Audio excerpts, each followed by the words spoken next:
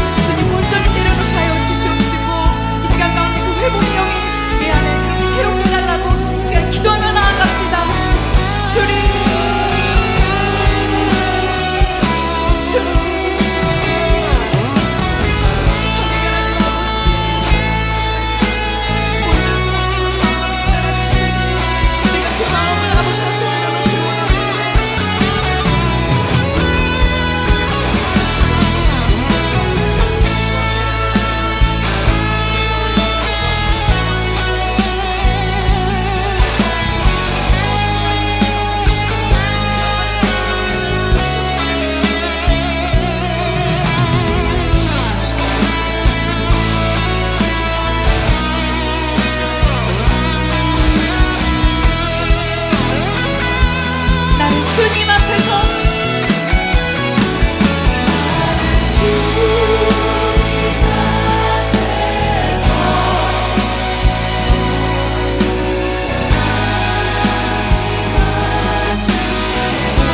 주의 성령을 거두지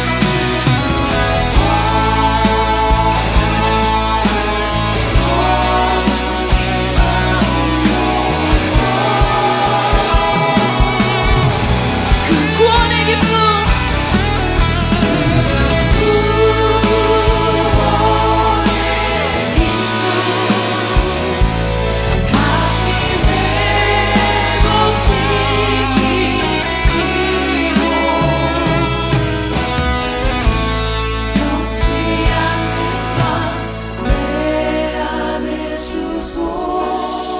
나를 주님 앞에서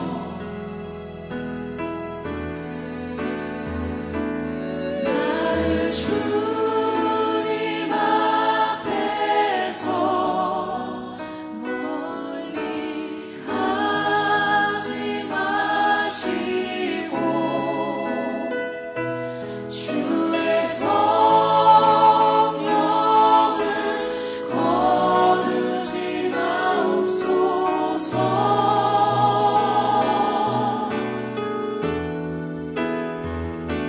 그 구원의 기쁨 다시 회복시키시고 변치 않는 맘 내 안에 주소서. 변치 않는 마음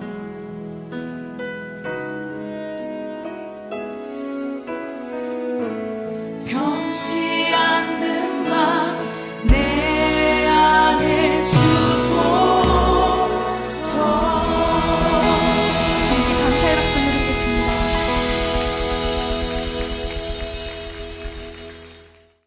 나의 영혼이 잠잠히 하나님만 바라며 나의 구원이 그에게서 나오는도다. 오직 그만이 나의 반석이시요 나의 구원이시요 나의 요새이시니 내가 크게 흔들리지 아니하리로다. 하나님은 영이시니 예배하는 자가 영과 진리로 예배할지니라. 아멘. 우리의 힘과 능력과 방패가 되시는 아버지 하나님, 지난 한 주간도 주님의 은혜 가운데 살게 하시니 감사드립니다. 거룩한 주일 각자의 처소에서 예배할 수 있도록 인도하시고 우리의 눈을 열어 살아계신 하나님을 찬양케 하시니 더욱 감사드립니다. 이 시간 우리의 예배를 받으시고 홀로 영광을 받으시옵소서. 우리의 귀를 열어 주님의 세미한 음성 듣게 하여 주옵소서. 그래서 주님이 원하시는 바 우리의 삶 가운데 정의를 행하며 사랑하며 겸손하게 섬길 수 있는 은혜를 누려 주님과 영원히 동행하게 하여 주옵소서. 함께하여 주실 주님을 기대하오며 우리 주 예수님의 이름으로 기원하옵나이다. 아멘.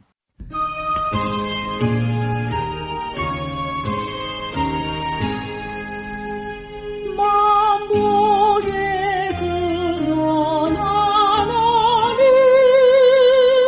오배성 찬송 드리고 저천서여 찬송하세 찬송 성부 성자 성령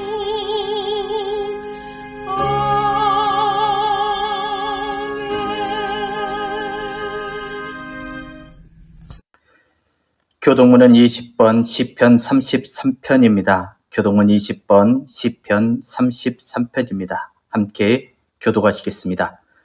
너희 의인들아 여호와를 즐거워하라. 찬송은 정직한 자들이 마땅히 할 바로다.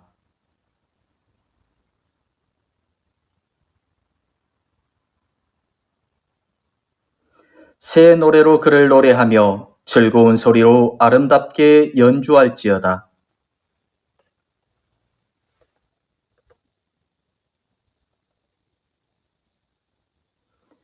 그는 공의와 정의를 사랑하시며 세상에서 여호와의 인자하심이 충만하도다.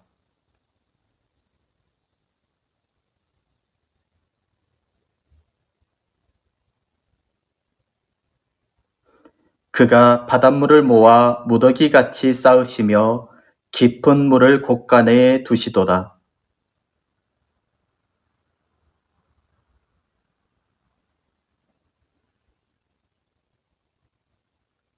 아멘.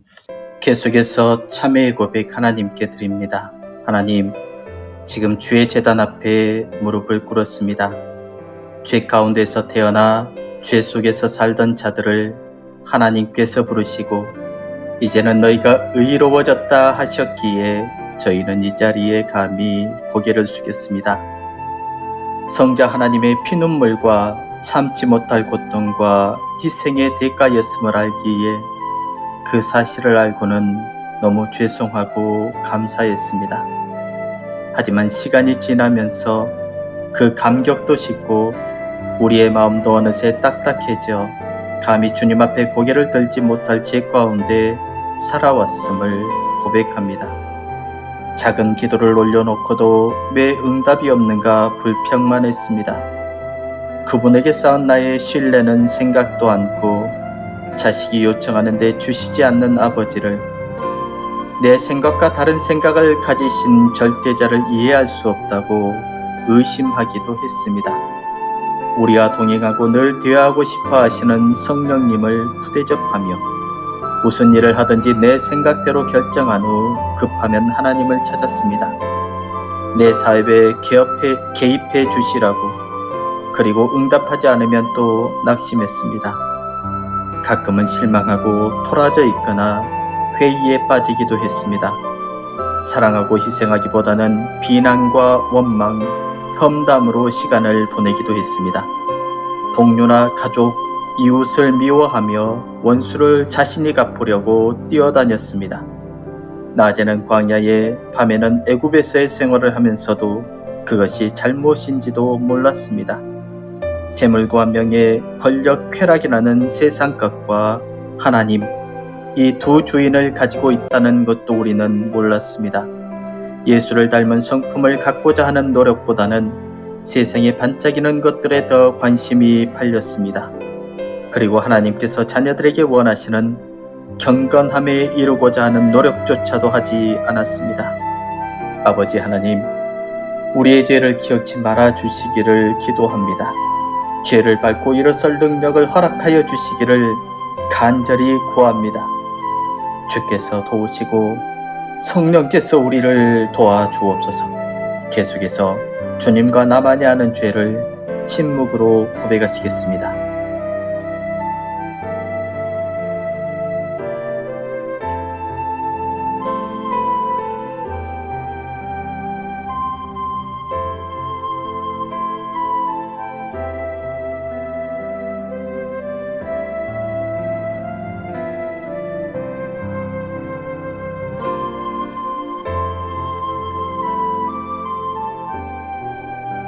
만일 우리가 우리 죄를 자백하면 저는 미쁘시고 의로우사 우리 죄를 사하시며 모든 불의에서 우리를 깨끗게 하실 것이라.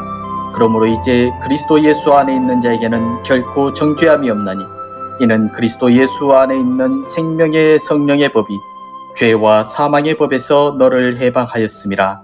아멘. 사도신경으로 우리의 신앙을 고백합니다. 나는 전능하신 아버지 하나님 천지의 창조주를 믿습니다. 나는 그의 유일하신 아들 우리 주 예수 그리스도를 믿습니다.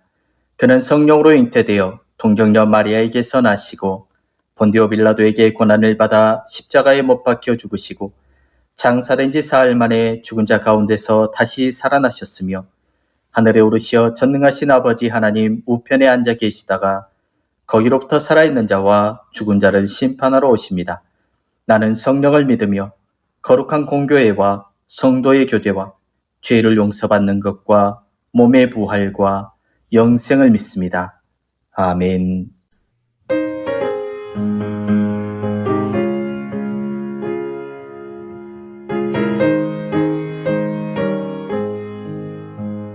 슬픈 마음 있는 사람 예수 이름 믿으면 영원토록 변함없는 기쁜 마음 얻으리.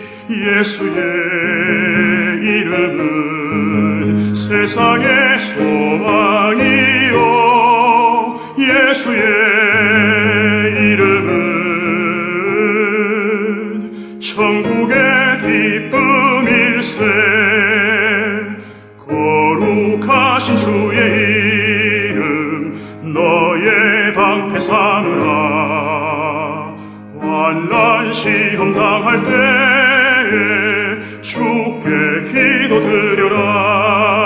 예수의 이름은 세상의 소망이요 예수의 이름은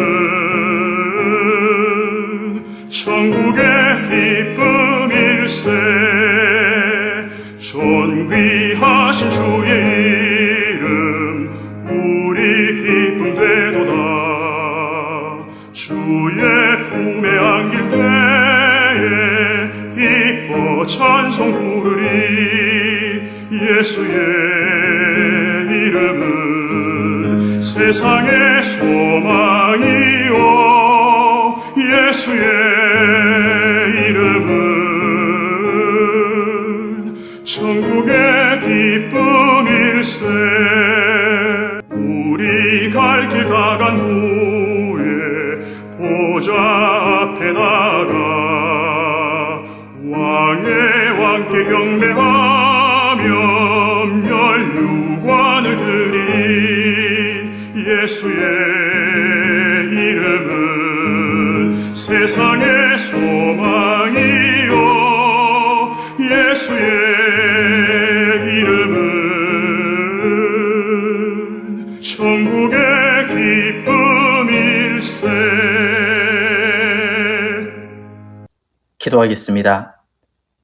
참사랑이신 하나님, 6일의 고단함과 세상의 일 속에서 주님을 그리워하다가 귀한 주님의 날에 예배를 드리는 시간을 허락하여 주시니 감사드립니다. 언제나 우리와 함께 동행하시며 우리에게 날마다 새 힘을 공급해 주시어 피곤치 않게 하시는 여호와 나의 하나님, 한없는 사랑과 은혜를 베풀어 주심에 더 감사드립니다.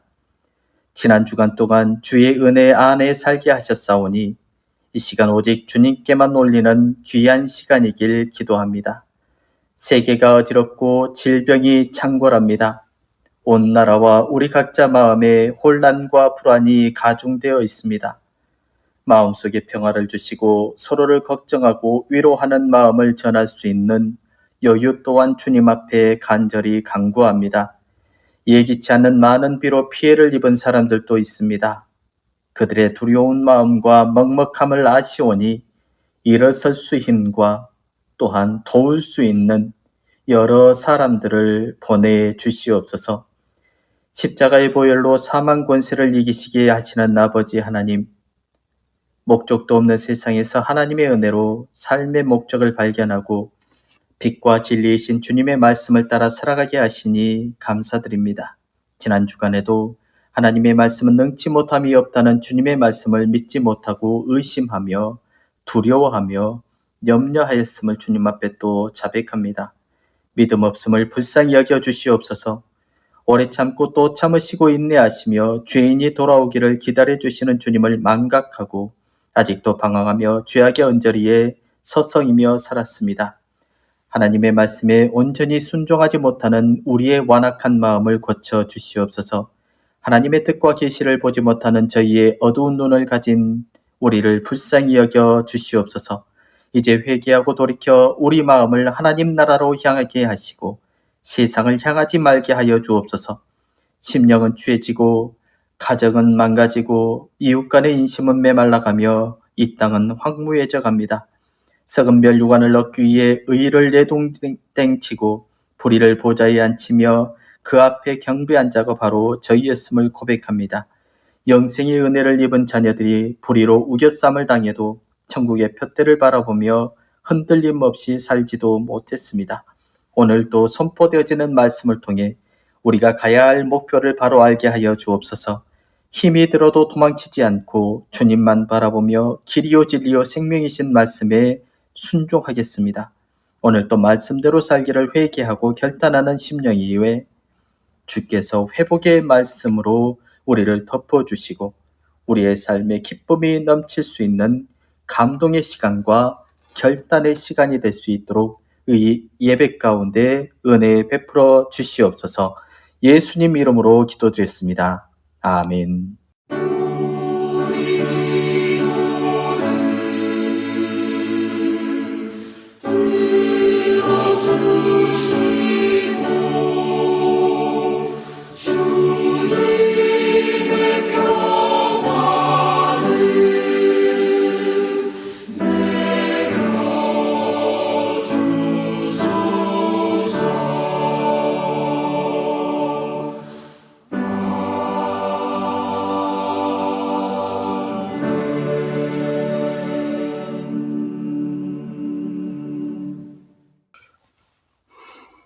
오늘 우리에게 주신 하나님 말씀은 신약성경 고린도전서 3장 1절에서부터 9절까지 말씀입니다.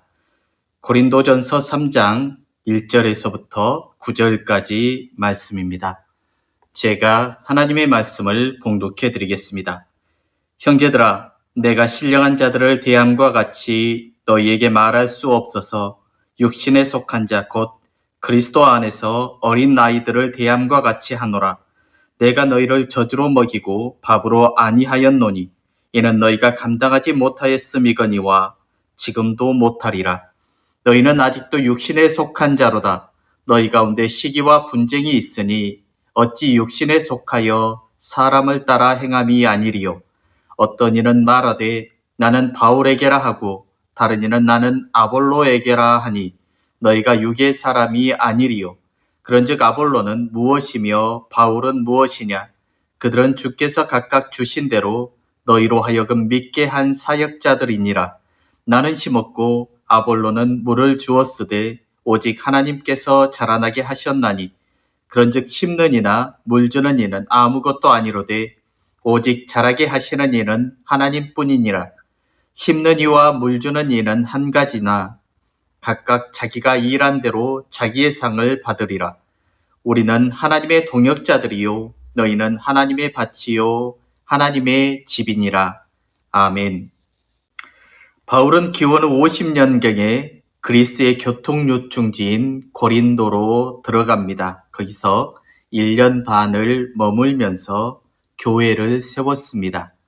교회가 자리를 잡게 되자 바울은 고린도를 떠나서 다른 여러 곳에 다니면서 복음을 전했습니다. 그러는 중에 고린도 교회에 대한 소식들이 인편을 통해서 들어왔습니다. 좋은 소식만 있었던 것이 아니었죠. 교회를 흔들 만한 문제들도 적지 않았습니다. 우상 제물로 바쳐졌던 고기를 먹어도 되느냐 안 되느냐 하는 그러한 논쟁들, 여러 종류의 은사로 인한 교회 안의 갈등들, 여자들이 예배 때 머리를 천으로 가리지 않는 문제들, 성만찬에서 벌어지는 불미스러운 여러 가지 일들, 심지어 성적인 문란함까지 문제가 나왔습니다. 그 중에 가장 핵심적인 것들은 바로 교회의 분열에 관한 것들이었습니다. 고린도전서 1장 11절과 12절에 따른다라면은 고린도 교회의 신자들은 각각 바울파와 아볼로파, 게바파, 그리스도파라고 주장하면서 분파가 나뉘어진 것을 우리는 들을 수 있었습니다. 이런 분열 이야기를 들은 바울의 마음은 얼마나 아프고 또 불편했는지 불을 보는 듯이 뻔합니다. 오늘 본문도 고린도 교회의 분쟁에 대한 이야기를 다루고 있습니다. 사도 바울은 고린도 교회의 분쟁의 원인을 파당으로 보고 있죠. 또 파당으로 갈라진 이유는 모두 인간적인 자랑들 때문이라고 사도 바울은 명쾌히 말하고 있습니다. 바울파는 그들이 바울에게서 예수를 믿고 세례를 받은 것들을 자랑했습니다. 또 아볼로파는 헬라의 지식과 지혜를 자랑했습니다. 게바파는 유대인의 율법과 전통을 자랑했고 또 눈에 보이는 표적을 자랑하고 또 추구했습니다. 바울이 고린도 교회가 처한 여러 가지 문제들 중에서 특히 분파 문제를 처음 제기했던 것은 그만큼 이 문제가 심각하다라는 인식이 강했기 때문이라고 볼 수 있습니다. 아예 노골적으로 말하면 이러면 더 이상 교회가 되지 않는다, 교회가 아니라는 바울의 절박한 심정으로 또 절박한 인식이 그 안에 담겨져 있는 것이지요. 왜 교회 내에 교회 분파들이 이렇게 심각한 문제로 여겨지고 있었을까요? 교회의 본질을 파괴하는 악한 짓이었기 때문입니다. 바울은 서로 분열되어 있는 고린도 교회 신자들에게 교회 생활의 핵심이 무엇인지에 대해서 가르쳐 주려고 하고 있습니다. 그것을 식물에 비유하고 있죠. 식물을 키우는 비유요. 바울은 복음의 씨를 뿌린 사람입니다. 아볼로는 그 물을 주었던 사람입니다. 그것만 놓고 바울의 역할이 더 중요하다거나 아볼로의 역할이 더 중요하다고 싸우는 것은 어린 아이와 같은 싸움이라고 말하고 있는 것이죠. 여기서 중요한 것은 복음의 씨를 자라게 하는 이가 바로 하나님뿐이시라는 사실입니다. 이 사실을 뚫어본다면 바울파, 게바파, 아볼로파로 나뉘어서 상대방을 배척하는 일이 가능하지 않다라는 것이죠. 바울은 그래서 하나님만이 자라게 하실 뿐이다. 하나님만이 우리의 유일한 아버지시다. 그렇게 이야기를 하고 있는 것입니다. 물론 교회 안에서 보면 서로 마음이 통하는 사람들이 있고 마음이 통하지 않는 사람들이 있을 수도 있습니다. 그런 것은 인지상정이죠. 마음이 통하거나 안 통하거나 그걸 가지고는 누가 잘못했냐 잘했냐 그 말을 하는 것은 아닙니다. 교단도 마찬가지죠. 로마 카톨릭과 개신교의 특성이 다르고 장로교와 감리교회와 루터교회가 각각 다른 주장을 할 수 있습니다. 문제는 그런 차이를 집착하고 있노라 하면서 교회의 신앙생활과 본질은 놓쳐버리는 데 있습니다. 그 차이에 집착을 하다 보면은요, 우리가 진짜 신앙생활을 하는 목적과 이유, 그리고 믿음의 본질들을 잊어버리고 살 수 있다라는 것이죠. 그렇게 된다면은 자신이 중심이 되어서 다른 사람을 판단하고 자신의 일을 중심으로 다른 사람의 일을 바라볼 수밖에 없습니다. 그래서 자신의 일은 대단한 것 같이 여겨지고 다른 사람의 일은 낮추어 보는 일들이 흔하게 되는 것이죠. 씨를 심고 물을 주는 역할은 사람이 할 수 있지만 실제로 자라나게 할 수 있는 것은 하나님만 할 수 있다라는 사실에 근거해서 우리는 교회 생활을 할 수 있어야 하고, 실제 자기 삶을 영위하는 것이 영적인 사람이 아니라 다른 이를 돌보며 다른 이와 함께 믿음의 기쁨을 회복해 나가는 것이 바로 성숙한 사람의 태도라고 말할 수 있습니다. 오늘 우리는 고린도 교회의 문제를 살펴보기를 원합니다. 그리고 그 안에서 내 모습과 지금 교회의 모습들을 발견해 나갈 수 있게 되기를 원합니다. 그리고 우리는 이 땅에 교회를 세우고 더 힘차게 나아갈 믿음이 다시 회복될 수 있게 되기를 원합니다. 그렇다면 오늘 우리는 우리의 눈에 비치는 고린도 교회가 어떤 모습일지 오늘 이 본문을 통해서 살펴보도록 하겠습니다. 첫 번째, 고린도 교회는 교회 안의 분쟁과 싸움을 일으키면서도 그것이 마치 신앙인 것처럼 포장하고 믿음의 행동인 것처럼 포장을 하며 살아가고 있던 교회였다라는 사실입니다. 그리고 교회 안에서 서로 대적함을 마땅한 신앙의 행위점으로 포장을 하고 있습니다. 시기와 분쟁은 신앙의 열심이 될 수 없습니다. 교회를 타락하게 하는 큰 힘이 바로 시기와 분쟁에 있다라는 것입니다. 바울은 이런 시기와 분쟁에 대해서 육신에 속한 자라고 노골적으로 말하고 있습니다.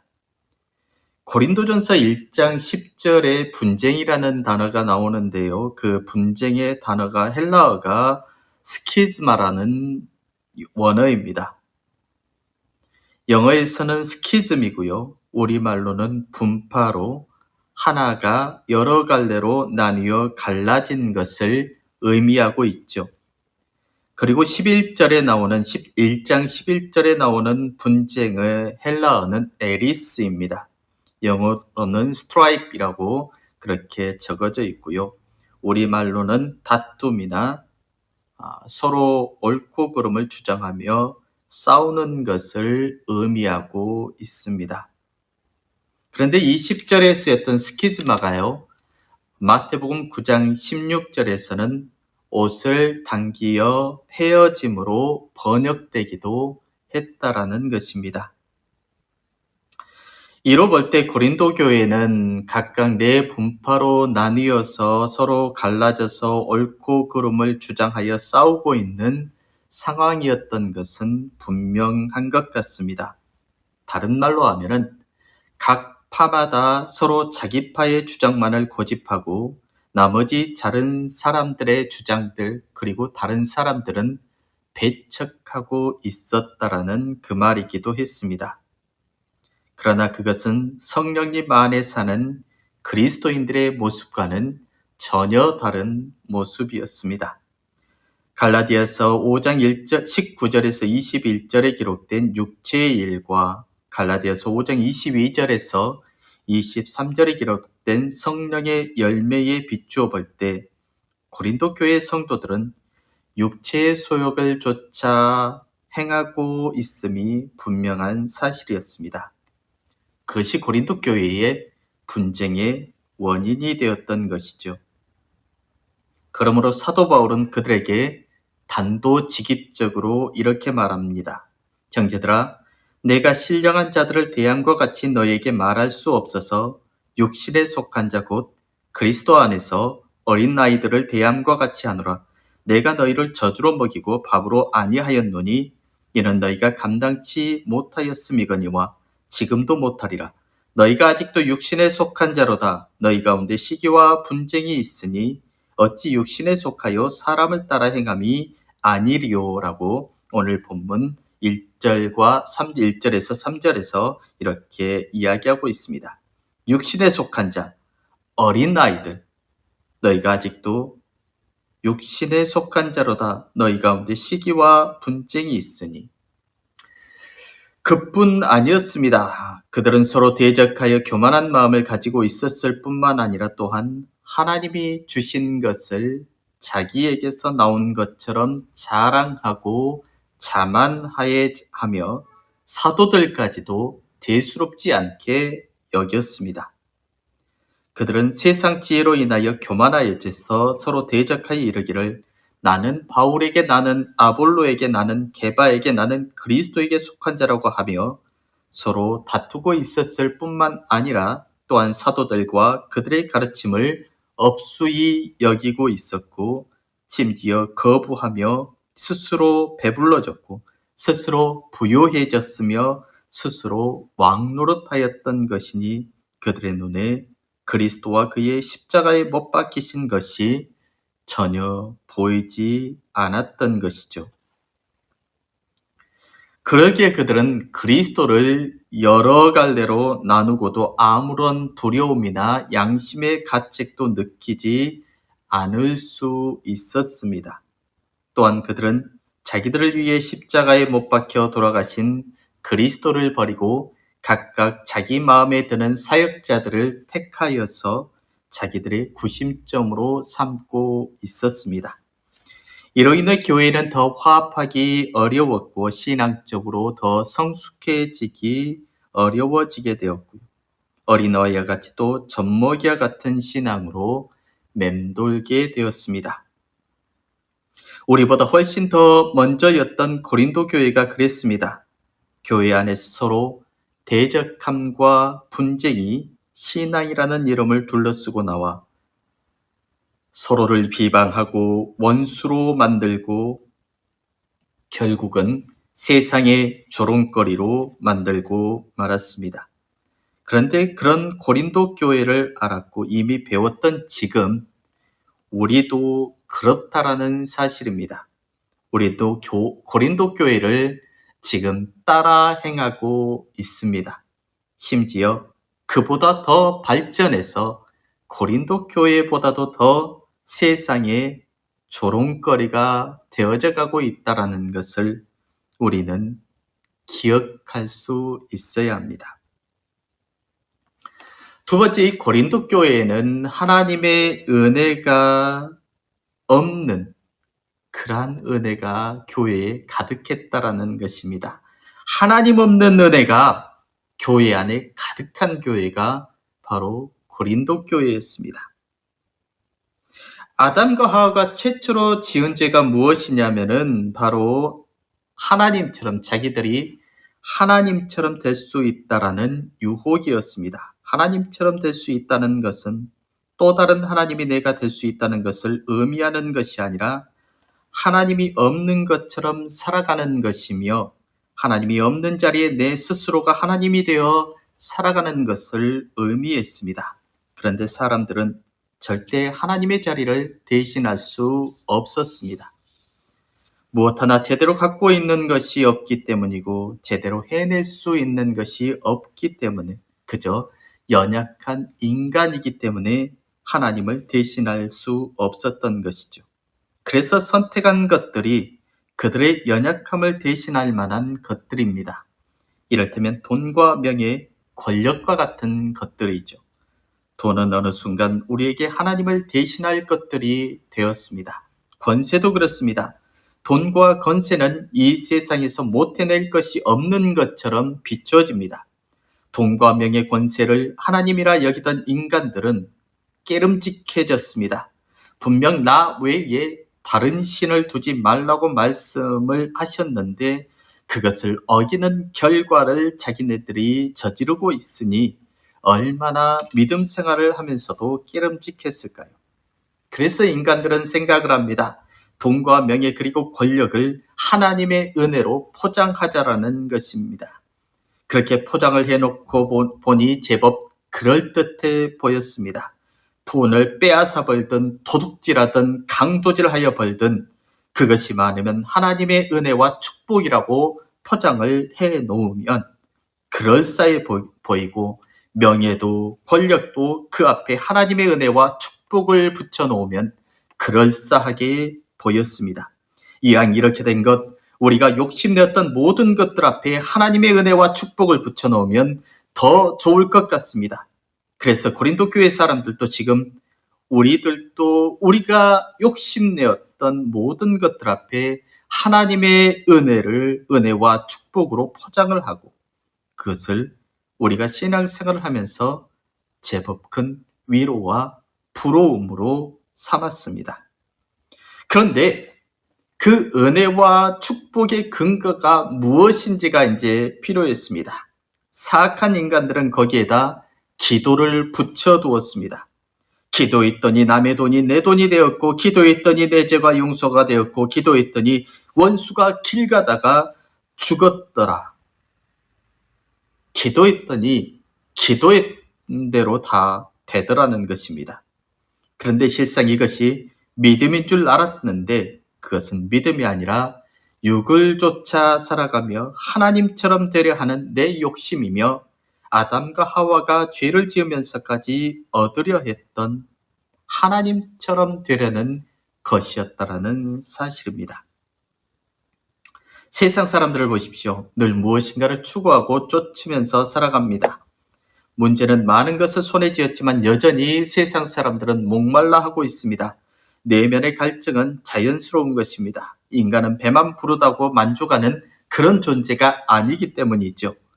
왜 사람들이 마약에 손을 댈까요? 인간의 심연에 고통이 얼마나 강력한지, 마음속 깊은 곳에 고통들이 얼마나 강력한지 알기 때문에 바로 그렇다라는 사실입니다.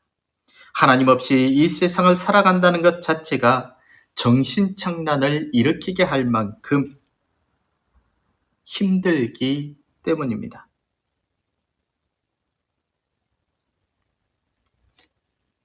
그런 의미에서 종교도 마약과도 같은 역할을 할 때가 있습니다. 종교를 찾는 사람도 마약을 찾는 사람도 비슷한 무언가를 찾고 있죠. 문제는 그것이 무엇인지를 잘 모른다는 것입니다. 그래서 사람들은 내면의 갈증을 이상한 방식으로 해결하려고 합니다. 가끔 자동차 중에 리코라는 경우가 있습니다. 겉은 멀쩡한데 타고 보니까 문제가 드러나기 시작합니다. 인간이 그렇습니다. 공부하고 취직하고 가정도 꾸려갑니다. 겉으로 보면 문제가 될 것이 하나 없습니다.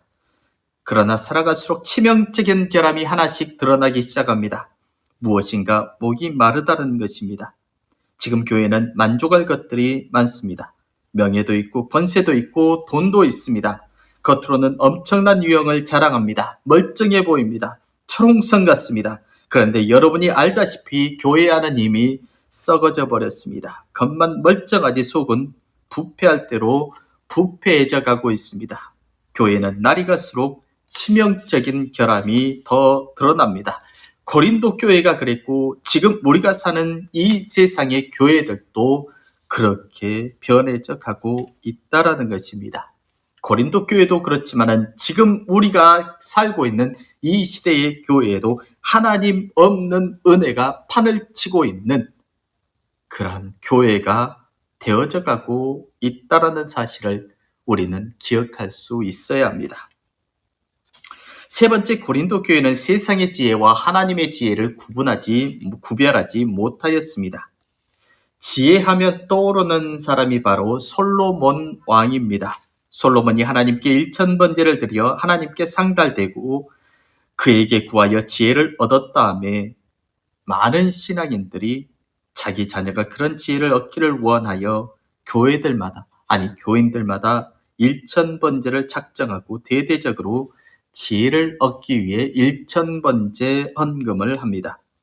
그러나 성경을 읽어보면 역대하 1장 16절에서 솔로몬이 1000번으로 제사를 한 것이 아니라 1000 희생제물로 제사한 것을 말하고 있습니다.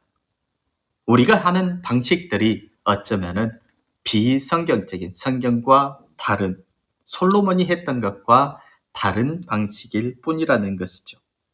아무튼 솔로몬이 그랬고 지금 우리 또한 성도들은 지혜를 강구하면서 살아갑니다. 그런데 이 지혜가 어떤 지혜인가가 문제입니다. 결국은 세상에서 뛰어나고 앞서고 월등해져서 우위에 서려는 그런 지혜입니다. 그것이 어느 정도냐 하면은 교회에서 자랑할 정도입니다. 인류대 몇 명 합격했다고 예배당 건물에 학원처럼 현수막을 붙일 정도입니다. 하나님은 이런 세상 지혜에 대해서 이 세상 지혜는 하나님께 미련한 것이니 기록된 바 지혜 있는 자들로 하여금 자기 규율에 빠지게 하시느니라 하였고 또 주께서 지혜 있는 자들의 생각을 헛것으로 아신다 하셨느니라고 고린도전서 3장 19절에서 20절 이곳에서 말하고 있습니다. 하나님께 우리가 구하는 지혜라는 것은 세상에서의 성공과 부자가 되는 것 또 권세가 되는 것입니다. 그런 세상에서의 성공을 하나님의 지혜라고 우리는 말하고 있는 것이죠.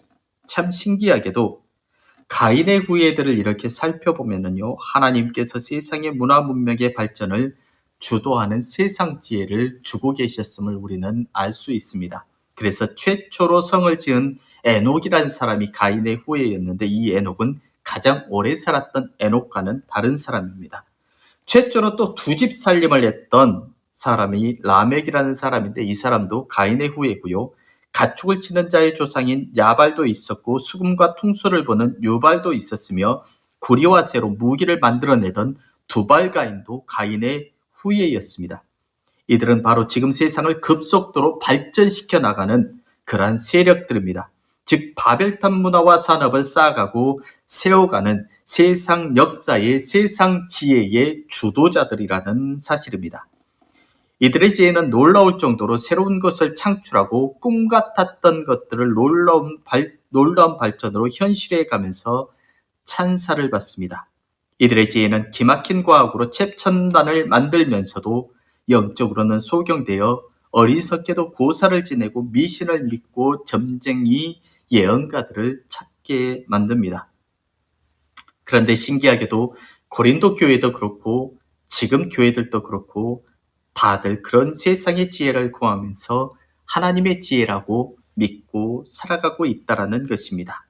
마치 가인과 그 후손의 길을 걸어가면서 우리는 아벨의 자손이라고 외치는 것과 같다는 말입니다.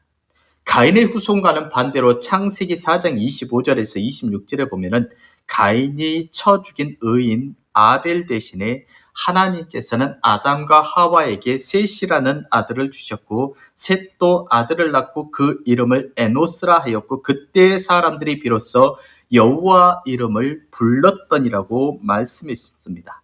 이것이 뱀의 후손인 세상과 여자의 후손인 교회와의 본질적 차이입니다. 교회는 하나님을 나라주로 고백하고 예배자로 부르고 또 우리를 세우신 하나님의 지혜가 주어진 은혜가 있는 곳이 바로 교회입니다. 교회에서는 하나님의 이름과 하나님의 지혜가 찬양을 받아야 합니다. 세상의 지혜와 세상의 사람들이 추구하였던 것들이 하나님의 지혜가 될 수는 없습니다. 세상의 지혜를 탐하면서 하나님의 지혜라고 우겨서는 절대 안 됩니다. 그런데 우리는 오히려 세상의 지혜를 지금 탐하면서 하나님의 지혜라고 우기고 있는 고린도 교회하고 똑같은 길을 지금 우리도 걷고 있다는 사실을 깊이 명심해야 합니다. 우리는 고린도 교회의 모습을 살펴보았습니다. 고린도 교회는 분쟁마저도 하나님의 것인 것처럼 또 믿음인 것처럼 믿으면서 신앙생활을 했습니다.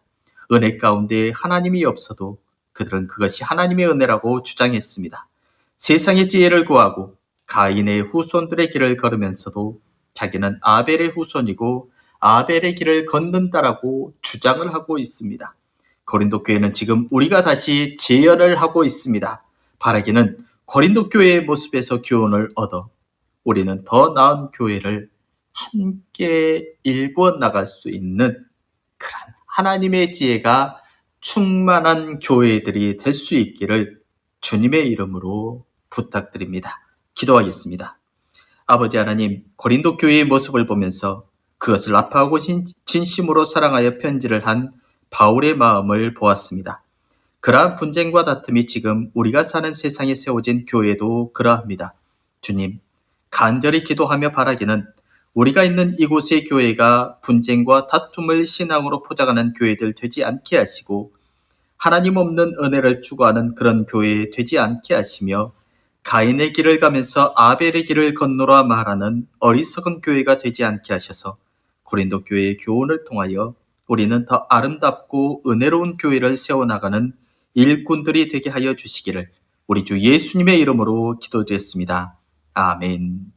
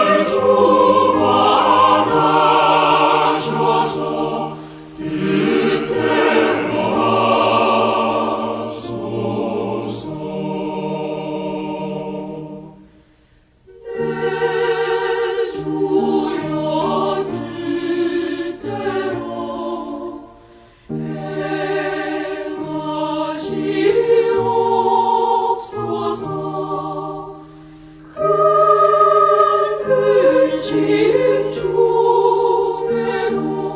낙심케 하소서.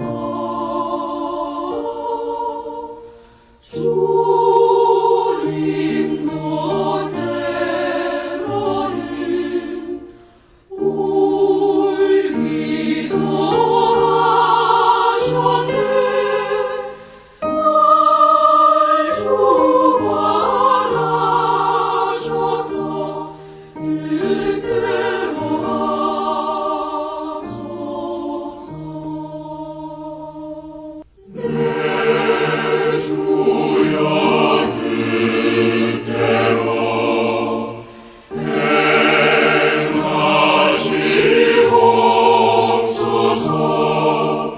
내 모든 일들을 다 주께 맡기고 저 천성 향하여 오요리 가리니 살든지 죽든지 뜻대로 하소서.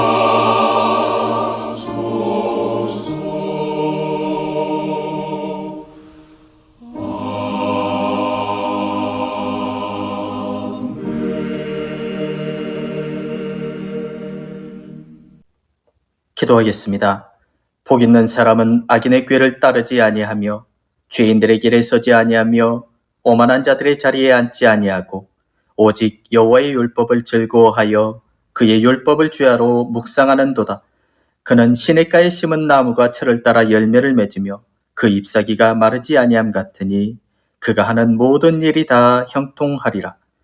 우리를 시냇가에 심은 나무와 같이 여기사 철을 따라 열매 맺으며 그 잎사귀가 마르지 아니하도록 눈동자처럼 지켜주시는 주 예수 그리스도의 은혜와 우리에게 말씀을 주시어 말씀대로 행하며 우리의 일들을 늘 형통케 돌보아 주시는 아버지 하나님의 무한하신 사랑하심과 악인의 꾀를 쫓지 않고 죄인의 길에 서지 않으며 오만한 자의 자리에 앉지 아니하도록 늘 여호와의 율법을 즐거워하도록 우리의 삶을 지켜주시는 성령의 감동, 감화, 교통, 충만, 위로하심이 사랑하는 주의 백성들 머리 위에와 저들의 가정과 기업과 자녀들 위에 또한 주께서 세우신 교회와 이 나라와 이 민족 위에 이제로부터 영원토록 함께하여 주시기를 간절히 축원하옵나이다. 아멘.